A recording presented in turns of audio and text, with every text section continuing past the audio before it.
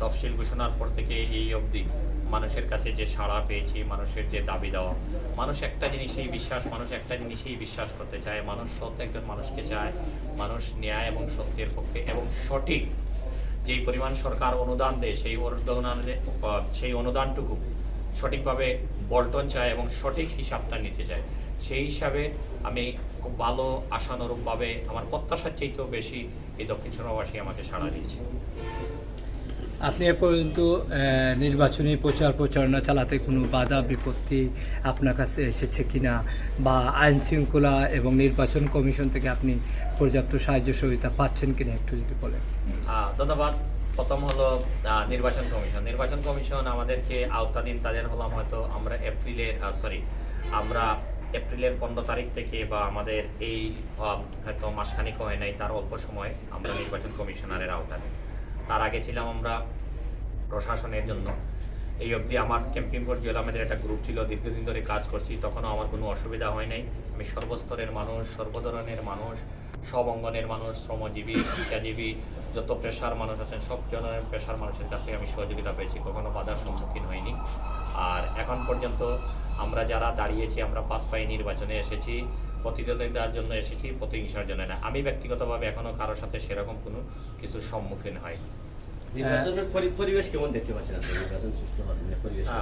এখন পর্যন্ত আমি বলবো যে নির্বাচন পরিবেশ শতভাগ সুস্থ আছে। প্রশাসন আমাদেরকে শতভাগ সহযোগিতা করছে প্রয়োজন বোধে, এবং তারা যোগাযোগ করছে যদি কোনো প্রয়োজন হয় তাদের সাথে যোগাযোগ করার জন্য। তো আমি এখন পর্যন্ত বলবো যে ইনশাআল্লাহ সফার এখনও দেখা যাচ্ছে যে পরিবেশটা খুবই সুন্দর এবং উৎসব এবং আমেজ মুখর নির্বাচন যাবে 8 তারিখ 8ই মে। জুয়েল ভাই, আমরা একটা বিষয় জানতে চাইছিলাম, বিগত দিন এই দক্ষিণ সুরমা উপজেলার সাধারণ মানুষের অনেক অভিযোগ আছে, অনেক রাস্তাঘাট বিভিন্ন উন্নয়নমূলক কাজে কিন্তু এই দক্ষিণ সুরমাটা কিন্তু পিছিয়ে। তো আমরা আপনার কাছে জানতাম চাইলাম, যেহেতু দীর্ঘদিন ধরে আপনি এই দক্ষিণ সুরমা উপজেলায় কাজ করা, আপনি সামনে যদি নির্বাচিত হন তাহলে একটু উন্নয়ন একটু তুলে দেবা, কিতা প্রথমে আপনি কাজটা করবা? প্রথমে ধন্যবাদ আপনার প্রশ্নের জন্য। খুব প্রশ্নটা যদিও সংক্ষিপ্ত, কিন্তু উত্তরটা জটিল এবং উত্তরটা বিশাল। আসলে উপজেলা পরিষদে যিনি চেয়ারম্যান হবে তার কিন্তু লিমিটেড ক্রাইটেরিয়ার মধ্যে কাজ করতে হবে, তার কিন্তু খুব যেটা বেশি উন্নয়নের কাজ করতে পারবেন সেটা কিন্তু নয়। সেটি হলো তার একটি বিষয়। আর মূল কাজটি করতে হয় আইন প্রণেতা, যিনি আইন প্রণেতা হলেন তিনি হলে মূল কাজটা করতে হয়। কারণ আপনি যেটা বলেছেন যে অনেক কিছু, সেগুলো আসলে আমি এই মাঠে কাজ করে অনেক কিছু দেখেছি। আমরা রাস্তার দাবি করি, কিন্তু রাস্তার আইডিকরণই করি না। শুধু আমরা আশ্বাস এবং আশ্বাসের মধ্যেই থাকি যে এই রাস্তার কাজ হয়ে যাবে, এই রাস্তাটা হয়ে যাবে, এই রাস্তার আইডিকরণই হয় না। যখন একটা রাস্তার আইডিকরণই হয় না, তখন সরকার সেখানে হয়তো টিআরবি অন্য কাছ থেকে হয়তো স্বল্প কিছু টাকা আসবেন, কিন্তু সেটা রেজিস্টার্ড যদি না হয় তাহলে সেটার জন্য তো কোনো অনুদান বা এভাবে কোনো লিপিবদ্ধ হবে না। স্কুলে যান, স্কুল করতে গেলে সবাই স্কুলের দাবি করে যে স্কুল আমাদের সরকারিকরণ করতে হবে। স্কুলের সরকারিকরণ করতে হলে প্রথমে পাঠদান লাগবে, তারপরে এমপিভুক্ত। এই পাঠদান আর এমপিভুক্ত যাওয়ার আগে যে ক্রাইটেরিয়াগুলো আছে, একটা গ্রাম্য স্কুল হলে এত শতক জায়গার প্রয়োজন, শহরে হলে এতটুকু জায়গার প্রয়োজন, সেটা স্কুলের নামে রেজিস্টার থাকতে হবে, সেটার নিয়মমাফিক স্টুডেন্টরা যাচ্ছে কিনা, এই যে ক্রাইটেরিয়াগুলো আছে, এই যে একটা লিপিবদ্ধ বা নিয়ম আছে, এই নিয়মগুলো আমরা পালন না করে শুধু দাবি আর দাবি করি।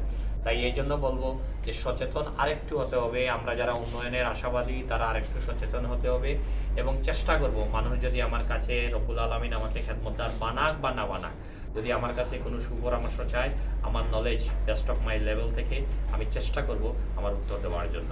আর আশা করি যদি আমাকে খেদমতদার বানায়, আমার হাতে যতটুকু আছে আমি আমার সর্বাত্মক দিয়ে চেষ্টা করব যে সেটুকু ত্বরান্বিত করার জন্য আইন প্রণেতাকে নিয়ে। ধন্যবাদ।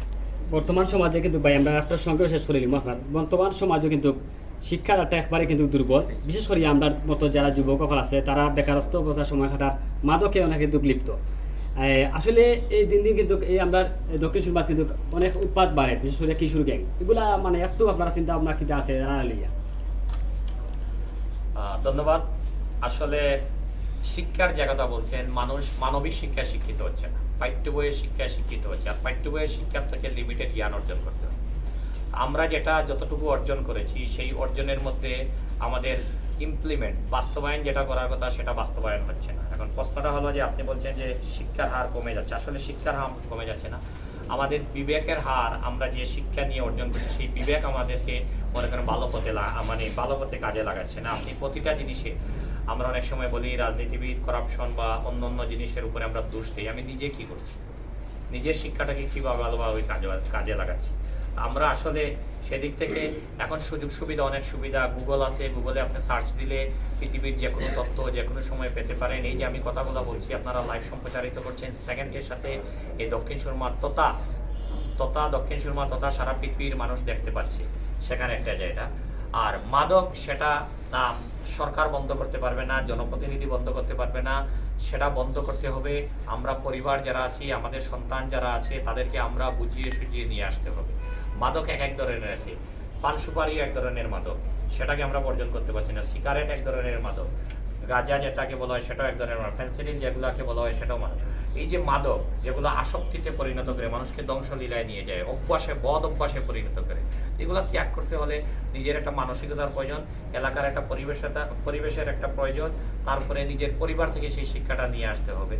আর আপনারা যারা বলছেন যে কিশোর গ্যাং, যদি আপনারা ধরতে পারেন সেটা কি করবেন, আপনারা রিপোর্ট করেন প্রশাসন, কারণ এখন তো আপনারা লাইভে এসে সবগুলো করতে পারেন, তাহলে প্রশাসনের জন্য সহযোগিতার হাত হবে এবং আইন প্রণয়ন অবশ্যই তো সহযোগিতা করবে। আর জনপ্রতিনিধি যিনি আছেন তিনিও তো আপনাদেরকে সহযোগিতা করবেন। আর আমি যদি যাই ইনশাল্লাহ, সেটা আমি বললাম যে আমি ইতিমধ্যে ইশতেহারে বলেছি, জিরো টলারেন্স কোনো ধরনের মাদক বা কোনো ধরনের অবৈধতার জন্য। আমি কিন্তু সত্য ন্যায় পক্ষে আমি কাজ করব এবং এখানেও দাঁড়িয়ে বলছি, আমি ন্যায়, সত্য এবং যেটি সঠিক, নিরপেক্ষ না, যেটি সঠিক পক্ষ হবে, যেটা ন্যায় পক্ষ, আমি তার জন্য কাজ করব। আমি সেই আশাবে আপনাদের সবাইকে অনুরোধ করব যে ন্যায় এবং সঠিক কথা বলার জন্য আমাকে আপনারা জনপ্রতিনিধি তৈরি করে। ধন্যবাদ জুয়েল ভাই।